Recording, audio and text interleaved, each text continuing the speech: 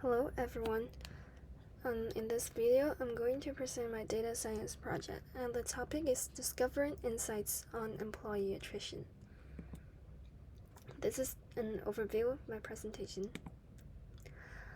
Let me begin with giving a brief introduction on what employee attrition is. Employee attrition is sometimes confused with employee turnover. Both of them occur when an employee leaves the company, but there's a key difference. When it comes to turnover, the company makes effort to replace the lost employee. But in attrition, the vacancy remains unfilled, or the employer completely eliminates that position. Attrition usually happens when employee retires or resigns for some personal reasons. Attrition rate is a metric that measures employees lost over time who are not replaced. So, why is this topic important? Employee attrition is an important challenge for organizations.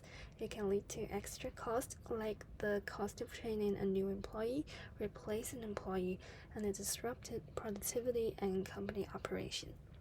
So, understanding the factors contributing to attrition can help organizations to take some proactive measures to improve employee retention and company strategies. So my key question is, what are the key factors contributing to employee attrition in an organization? There have been existing works that attempted to answer this question using similar data sets. Researchers explore various statistical and machine learning techniques to analyze employee attrition patterns, and they built some predictive models. Here, the study in 2020, they found that monthly income, age, working overtime, and distance from home are main attrition variables. While this study in 2018, they found that age, employment duration, working overtime, and monthly income are highly correlated with employee attrition. These prior works can serve as a reference and benchmark for my project, and it allows me to compare my findings and validate my approach. So the data set I chose is the IBM HR Analytics Employee Attrition and Performance dataset from Kaggle. There are several reasons for choosing it. First is widely used in many of the previous works, like the two studies I mentioned in the last slide, so I can compare and validate the findings of mine against the existing research. Also, it provides relevant data for answering the key question. It includes information on employee demographics and some job-related factors for comprehensive analysis. Also, it has a high accessibility, so this eliminates extensive and time-consuming data collection effort. This is the structure of my data sets. The number of records are nearly 1,500, and there are 35 columns as shown in this figure, and this is the view of the data sets. However, I found that 35 columns are too many for me, so I do a data cleaning process.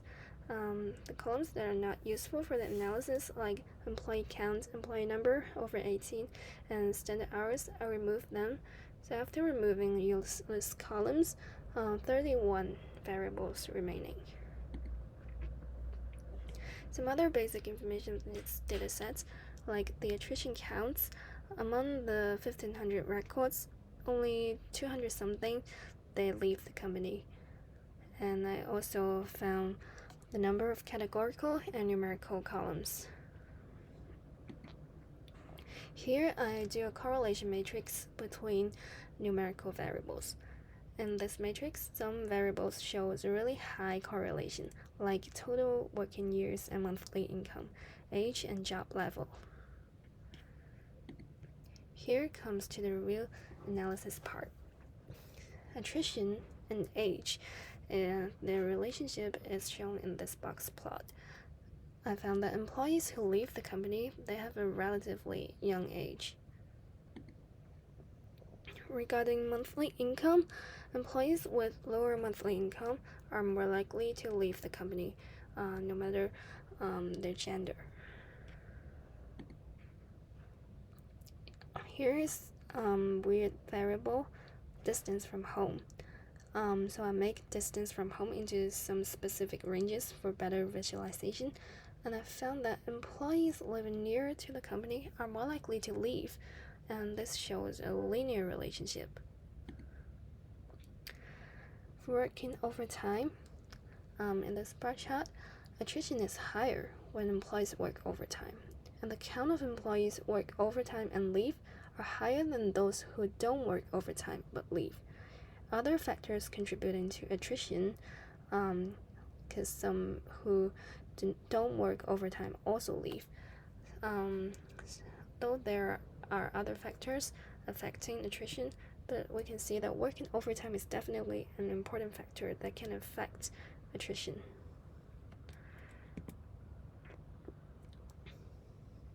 Here is a line chart showing the relationship between attrition and job satisfaction and job level. First, I found the average job satisfaction, and then I found that employees with higher job level and satisfaction are not likely to leave the company. And here's a correlation coefficient. I found that job level and job satisfaction, they are negatively correlated with attrition. Lastly, education level. I map the education level number with the character. And then I found that employees having a bachelor degree, they are more likely to leave. Conclusions are that younger employees are more likely to leave, and those who earn a low monthly income tend to leave.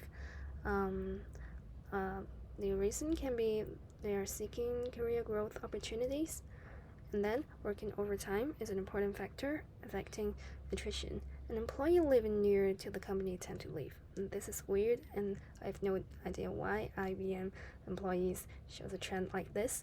Some extra insights for me is that employee not leaving their company if they have higher job level and job satisfaction. And most of the left employees are those only having a bachelor degree. So some limitations of my study. First, the sample size of my data set is quite small. It's only limited in the company IBM. Secondly, I don't account for all confining variables. Thirdly, the dataset is quite old, it's 7 years ago. And fourth, I originally planned to do a predictive analysis, but due to the limitations of my knowledge on predictive analysis like regression, unfortunately I cannot accomplish this task. So finally, future works and recommendations. I suggest that comparative studies across different industries, companies, and countries can be done, and also need to examine the relationship between employee well-being and attrition. To companies, they have to develop a predictive analysis to reduce attrition rate, and they can improve certain aspects such as employee job satisfaction level and offering career progression opportunities. This is the end of my presentation. Thank you.